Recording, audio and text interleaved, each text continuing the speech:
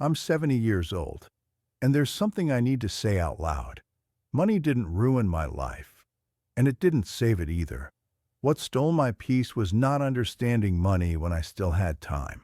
No one ever sat me down and explained it to me, not in a way that really mattered. I was told to work hard, be honest, be patient. I believed that would be enough. It wasn't.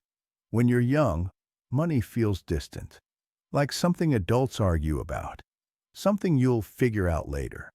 But money isn't about greed. It's about survival without fear. For years, I lived with quiet anxiety, counting groceries in my head, hoping the car wouldn't break down, praying no one would get sick, not because I was careless, but because I never learned how money actually works. I lived paycheck to paycheck for decades, not poor enough to ask for help, not secure enough to breathe easily. That kind of fear doesn't scream. It whispers, and it follows you everywhere. People say money doesn't buy happiness. That's only half true. Money doesn't make you happy, but the lack of it can make life heavy.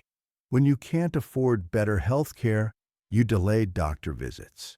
When you can't afford safer neighborhoods, you live on edge. When you can't afford time, you trade your health for survival. I wasn't living badly, but I wasn't living freely either. Financial freedom isn't about luxury. It's about choice. The choice to say no. The choice to walk away. The choice to rest without guilt. For most of my life, I had no real choices. Money decided everything for me. I stayed in jobs I hated. I postponed dreams I cared about. I told myself, later. Later disappeared. Money controls your life when you don't control your money. No one tells you this, but the future arrives faster than you expect. One day, you're planning retirement. The next, you're in it, unprepared. I didn't plan. I assumed things would work out. Then emergencies came. Unexpected expenses. Moments when I realized how fragile everything was. Regret doesn't shout. It sits quietly beside you at night. Financial stress ages you. It tightens your chest. It steals your sleep. It follows you into every conversation. I worried more about bills than about my own health. And stress doesn't stay in your mind.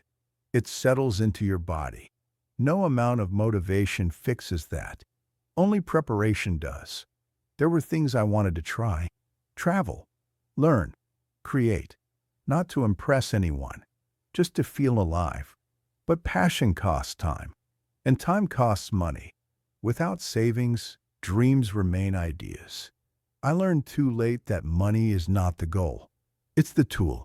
Money can help others, support family, build something that lasts beyond you, but only if you respect it early. I don't hate money. I respect it now. If I could speak to my younger self, I wouldn't say be rich. I would say learn, prepare, don't avoid it, because money won't destroy your life. Ignoring it might. And if you're listening to this tonight, lying in bed, thinking about your own life, it's not too late. But don't wait. Your life is already happening, and money is already shaping it, whether you understand it or not. Choose to understand it.